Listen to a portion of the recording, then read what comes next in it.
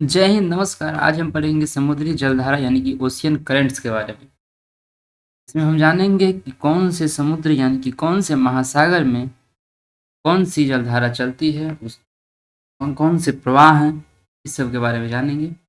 चलिए शुरू करते हैं आज के कंसेप्ट से, जिसमें सबसे पहले हम जानते हैं ओशियन करंट्स में प्रवाह के बारे में। प्रवाह को अंग्रेजी में ड्रिफ्ट कहा जाता है। समुद्र का जल जब धीमी गति से आगे बढ़ता है तो उसे प्रवाह कहते हैं। जब समुद्र में जब हवाएं चलती है तब उसका जो जल है जब धीमी गति से आगे बढ़ता है तब उसको हम क्या कहते हैं, प्रवाह करते हैं। ठीक है। अब धारा किसे कहते हैं, करंट किसे कहते हैं, इसकी गति प्रवाह से तेज होती है। जब समुद्र का जब जल है जब प्रवाह से तेज चलता है तो उसको हम धारा कहते हैं। विशाल धारा या स्ट्रीम किसे कहते हैं, यह दो धाराओं से मिलकर बनता है। इसकी गति सबसे तेज होती है, जो सबसे तेज चलती है जल उससे हम स्ट्रीम या विशाल धारा कहते हैं। अब जानते हैं मत्स्य उद्योग के बारे में। जहाँ गर्म एवं ठंडी जलधारा मिलती है वहाँ प्लैंकटन नामक शैवाल पाया जाता है, जो मछलियों का पसंदीदा आहार है। किंतु ऐसे स्थान पर घना कोहरा छा जाता है। सागर या महासागर में जहाँ ठंडी और गर्म और ठंडी जलधाराएं मिलती है वहाँ पे क्या होता है, प्लैंकटन नामक शैवाल पाया जाता है और मछलियों का वहाँ पे जो है सो उत्पादन बहुत ही ज़्यादा होता है। ठीक। अब जानते हैं कि धारा की उत्पत्ति समुद्र में होती कैसे है। तो मुख्यतः धारा की उत्पत्ति समुद्र में इन कारणों से होती है, जिसमें सबसे पहला है अस्थायी पवनें, तापमान में भिन्नता, घनत्व में अंतर, वायु दाब, पृथ्वी के द्वारा लगाया गया कोरियोलिस बल, महाद्वीपों का आकार और पृथ्वी की घूर्णन गति, जिसके कारण कोरियोलिस बल उत्पन्न होता है। तो धारा की उत्पत्ति के कारण ये हुए। अब चलते हैं, जानते हैं कौन कौन से धारा किस किस महासागर में है। तो सबसे पहले हम देखते हैं अटलांटिक महासागर की जलधारा के बारे में। तो उत्तरी विषुवत-रेखीय जलधारा सबसे पहले इसका है उत्तरी विषुवत-रेखीय जलधारा। ठीक। ये अटलांटिक महासागर है और ये जो है सो इक्वेटर है यानी कि विषुवत रेखा है। ठीक। जब ये विषुवत रेखा है तो इससे जो ऊपर जो चलती है धारा ये इसको कहते हैं उत्तरी विषुवत रेखीय जलधारा। ठीक। यही आगे चल करके दो भागों में बढ़ जाती है, एक इधर चल जाती है, एक इधर जाती है। ठीक। इधर वाला को एंटलीज जो कि गर्म जलधारा है और ये इधर फ्लोरिडा की जलधारा हो जाती है।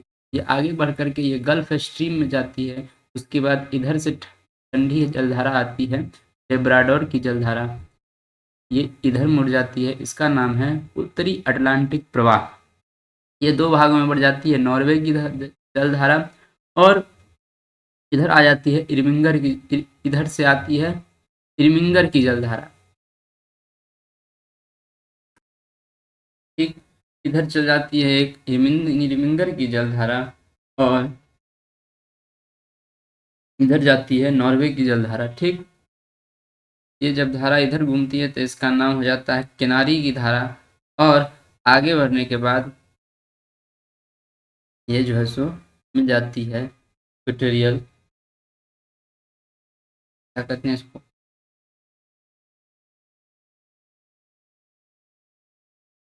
काउंटर। ठीक। देख लेते हैं कौन कौन सी है। उत्तरी विषुवत-रेखीय जलधारा गर्म है, एंटलीज की जलधारा गर्म है, फ्लोरिडा की जलधारा गल्फ स्ट्रीम, लेब्राडोर की जलधारा ठंडी है, उत्तरी अटलांटिक प्रवाह गर्म है, नॉर्वे की धारा गर्म है, इरमिंगर की धारा गर्म है और आगे है ग्रीनलैंड की धारा ठंडा है, रीनल की धारा गर्म है, किनारी की धारा ठंडा है जो कि सबसे सीधा है। ये जो किनारी है ये सीधी चलती रहती है सबसे। दक्षिण विषुवत-रेखीय जलधारा गर्म है, ब्राज़ील की धारा गर्म है, फॉकलैंड की धारा ठंडी है, दक्षिणी अटलांटिक प्रवाह ठंडा है, बेंगुला की धारा गर्म है और विपरीत विषुवत-रेखीय जलधारा क्या है, क्या होती है, गर्म जलधारा। ठीक। तो ये सब का लोकेशन है, ब्राज़ील की धारा, साउथ अटलांटिक, बेंगुला की धारा, इस सब का ये लोकेशन है। ठीक है। यहाँ से फॉकलैंड की जलधारा आती है, यहाँ से दक्षिणी अटलांटिक, साउथ अटलांटिक, दक्षिणी अटलांटिक प्रवाह आता है। ठीक। तो ये सब ठंडा है। ब्राज़ील की गर्म है, गल्फ स्ट्रीम गर्म है। ठीक। नॉर्वे की जलधारा गर्म है, इरमिंगर की गर्म है, जाती है इरमिंगर की जलधारा।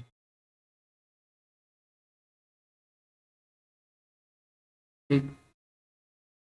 तो चलिए, ये हो गया अटलांटिक महासागर की जलधारा। कौन कौन सी जलधारा, कौन कौन सी, कैसी कैसी है।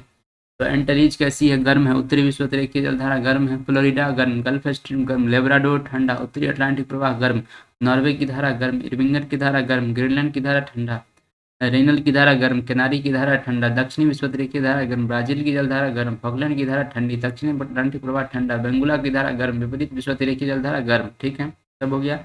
विपरीत विश्वविद्यालय की जलधारा गर्म, बेंगुला की धारा गर्म, दक्षिण अटलांटिक प्रवाह ठंडा, फॉकलैंड की धारा ठंडा, ब्राजील की जलधारा गर्म, दक्षिण विश्वविद्यालय की जलधारा गर्म, किनारी की धारा ठंडा, रेनल की धारा गर्म, ग्रीनलैंड की धारा ठंडा, एरमिंगर की धारा गर्म, नॉर्वे की धारा गर्म, उत्तरी अटलांटिक प्रवाह गर्म, लेब्राडोर ठंडा, गल्फ स्ट्रीम गर्म, फ्लोरिडा गर्म, एंटलीज गर्म और उत्तरी विश्वविद्यालय की जलधारा गर्म। चलिए आगे बढ़ते हैं। अब हिंद महासागर की जलधारा के बारे में जानते हैं। इसमें है उत्तरी विश्वविद्यालय की जलधारा, सोमालिया की धारा, दक्षिण विश्वविद्यालय की जलधारा, मोजाम्बिक, मेडागास्कर, अलबुहास की धारा, दक्षिण हिंद, पश्चिमी ऑस्ट्रेलिया की धारा और विपरीत विश्वविद्यालय की धारा। इसके लोकेशन के बारे में जानते हैं। तो ये यहाँ से विश्वविद्यालय रेखा से ऊपर उठती है, तो ये उत्तरी विश्वविद्यालय की जलधारा हो जाएगी। उत्तरी विश्वविद्यालय की जलधारा इधर है, तो दक्षिण विश्वविद्यालय की जलधारा, और ये धारा यहाँ पे आती है इधर। ये अगर एक धारा है जो चली जाती है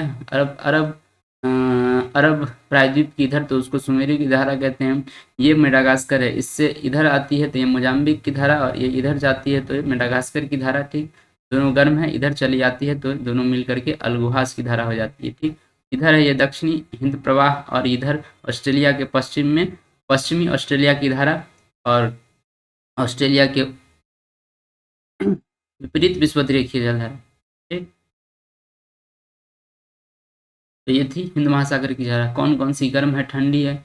तो उत्तरी विश्वविद्यालय जलधारा गर्म होती है। सुमेरु की धारा तुलनात्मक रूप से ठंडी जलधारा है।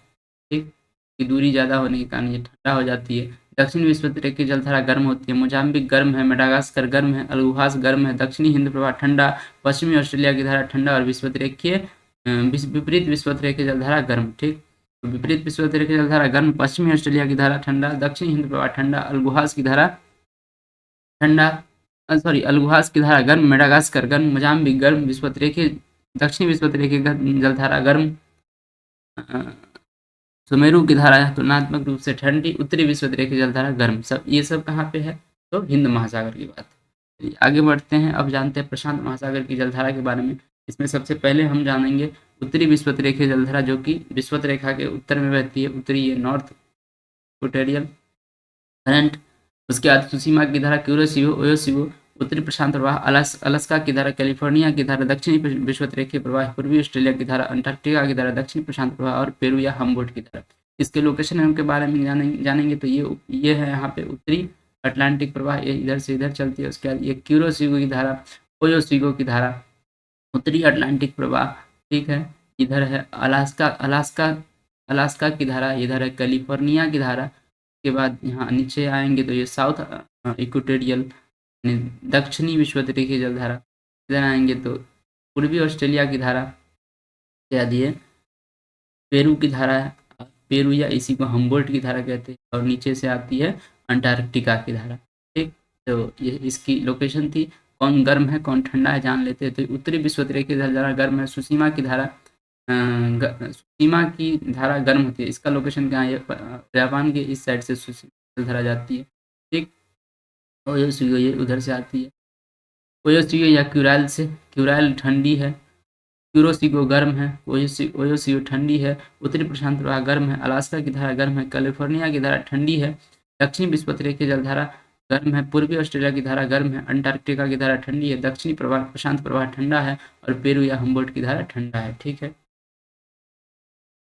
एक बार और इसके देख लेते हैं। पेरू हम्बोल्ट की धारा ठंडी, दक्षिण प्रशांत प्रवाह ठंडी, अंटार्कटिका की धारा ठंडी, पूर्वी ऑस्ट्रेलिया की धारा गर्म, दक्षिण विश्वविद्यालय की जलधारा गर्म, कैलिफोर्निया की धारा ठंडी, अलास्का की धारा गर्म, उत्तरी प्रशांत प्रवाह गर्म, ओयोसियो या क्यूराइल ठंडी, क्यूरोसिगो गर्म, सुसीमा की धारा गर्म और उत्तरी विश्वविद्यालय की जलधारा जो जलधारा है वो हो गई। अब चलते हैं हम अल नीनो या ला नीनो के बारे में जानते हैं। तो अल नीनो किसको कहते हैं। अल नीनो सबसे पहले गर्म होता है। ये गर्मी के मौसम में शुरू होता है। कहाँ पे उत्पन्न होता है, तो प्रशांत महासागर में उत्पन्न होता है। जब यह हिंद महासागर में पहुँचती है तो भारतीय मानसून कमज़ोर हो जाती है। कैसे कमज़ोर हो जाती है, मानसून जब ये जब तक पहुँचती है तक भारत का मानसून है वो कमज़ोर हो जाता है, लेकिन उत्पत्ति इम्पोर्टेंट है, तो उस पर उत्पत्ति कहाँ होती है? अल नीनो की उत्पत्ति होती है प्रशांत महासागर। ठीक, ऐसा ये है। जब ये अटलांटिक उसके बाद जब चल जाती है हिंद महासागर में, तो इस मानसून भारतीय मानसून कमज़ोर हो जाती है। लानिनो के बारे में जान लेंगे। लानिनो ठंडी होती है और इसके आने से भारतीय मानसून क्या हो जाती है? ये पैसिफिक ओशियन में उत्पन्न होता है और इसका इधर होती है कि इसका डायरेक्शन इधर होता है, इसके बाद क्या है? हिंद महासागर। ठीक, भारतीय मानसून को क्या कर देता है? मजबूत कर देता है। ये थी प्रमुख जलधाराओं के बारे में। आगे हम पढ़ेंगे लेक्स और वाटरफॉल की, झील और झरना के बारे में। तब तक के लिए नमस्कार, जय हिंद।